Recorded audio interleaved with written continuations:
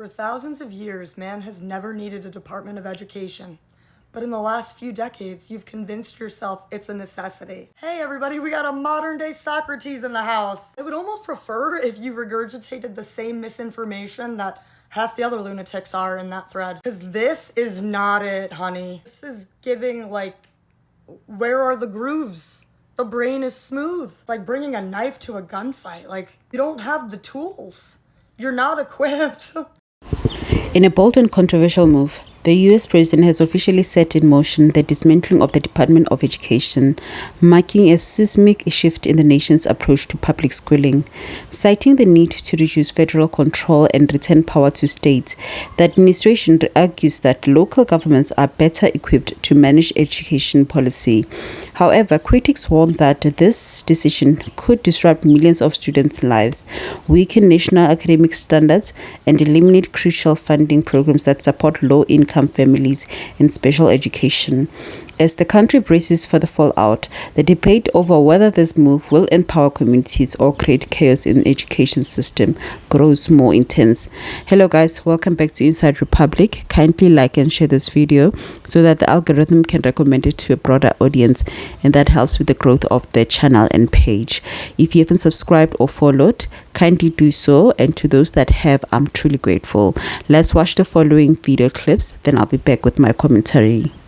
It's official. As of 2 hours ago, Trump has officially signed the executive order shutting down the Department of Education. Trump signing this executive order is not only straight out of Project 2025 and their promises, but it also will harm 2 out of 3, if not all, Americans. This is the official document that was posted on the White House page. As you can see, it is dated March 20th, 2025, and they are calling it Improving Educational Outcomes by Empowering Parents, States, and Communities. Executive orders. It goes on to say, by the authority vested in me as the president and by the Constitution and the laws of the United States of America, and to enable parents, teachers, and communities to best ensure student success, it is hereby ordered. The rest of the order goes on to read that he is trying to shut down the Department of Education. Goes on to read, with the Department of Education's authorities, the Secretary of Education shall ensure that the allocation of any federal Department of Education funds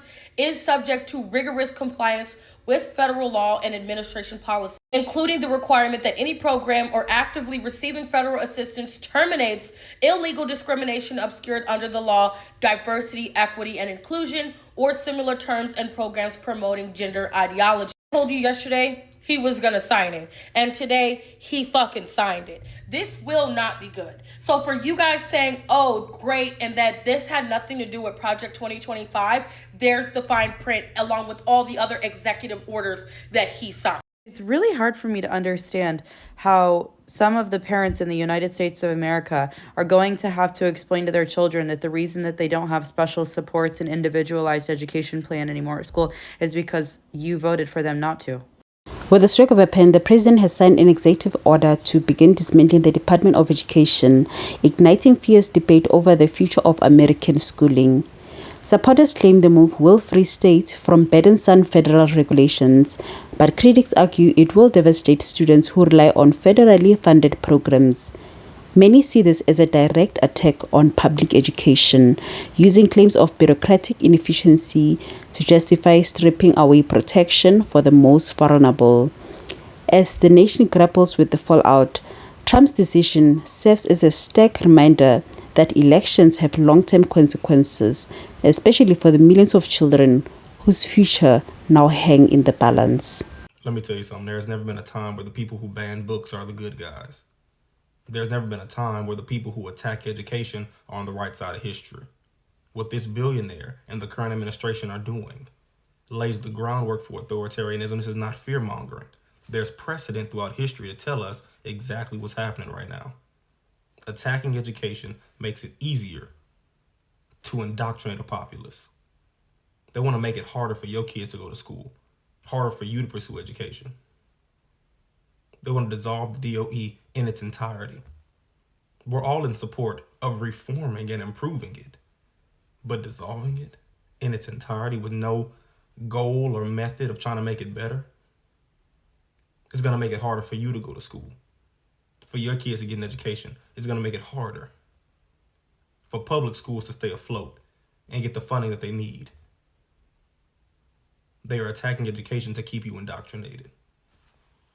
Apologies, I am slightly ill and I'm making popovers, but I'm just here to say that we have a whole episode on what the Department of Education does and why it exists now that Trump has officially signed an executive order pushing to eliminate the agency, which he cannot end it.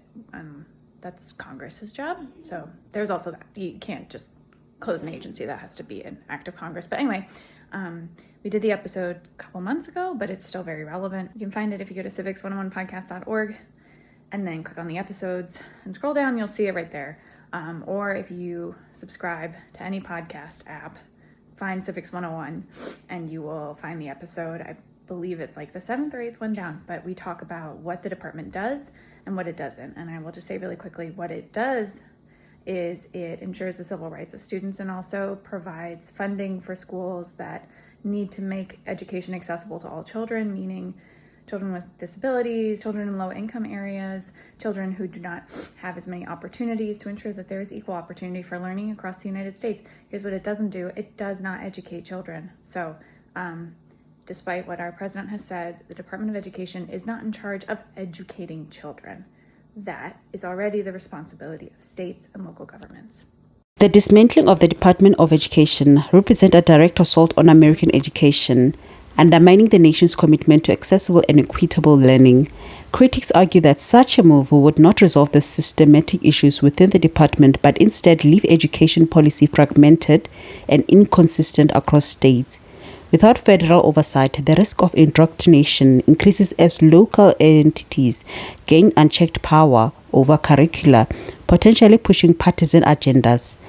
Furthermore, eliminating the department threatens civil rights protection that ensure equal educational opportunities for marginalized communities, protection that would be difficult to enforce at the state level. The proposed shift of its responsibilities to other agencies lacks clarity and places undue burdens on departments ill-equipped to handle education policy, creating confusion and inefficiency rather than meaningful reform.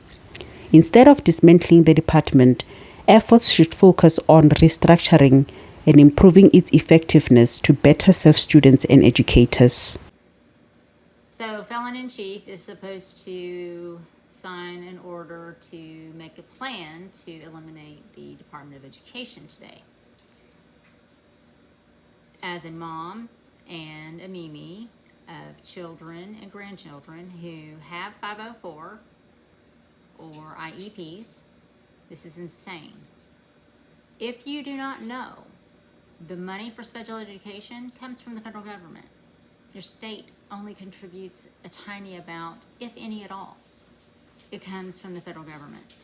So if they eliminate the Department of Education, that means there will be no more money for special education.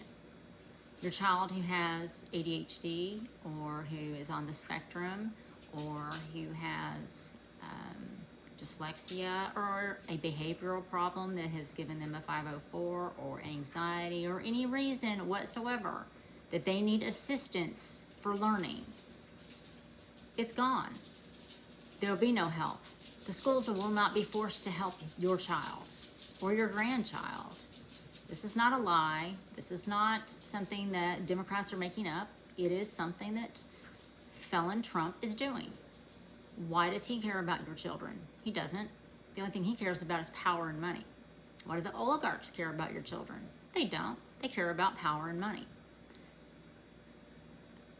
I would suggest calling your representatives, whether you voted for Trump or not, doesn't matter. Representatives, Republican or Democrat or an independent, doesn't matter. Call them. Call them, send them emails, flood them, protest, do what you need to do. Because this is not only unconstitutional and illegal, but it's inhumane.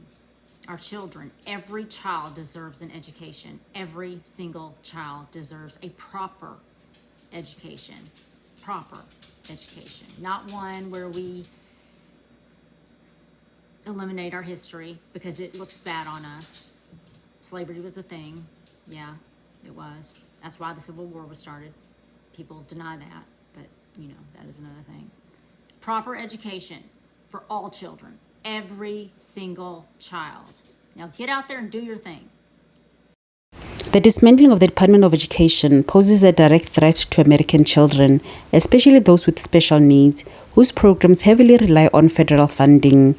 Many parents, particularly mothers of children with disabilities, are deeply concerned about how states will handle the sudden loss of resources and oversight. Historically, the department has provided a significant portion of funding for special education programs, far surpassing what individual states allocate. Without the support, crucial services like individualized education plans, IEPs, therapy, and specialized instruction could be drastically reduced and eliminated. The once prominent national promise of no child left behind would become meaningless as countless vulnerable students are left struggling without the support they need to succeed. Rather than ensuring equal opportunities for all, dismantling the department would create a fractured, inconsistent system where many children fall through the cracks. That's it for now. Until next time, take care.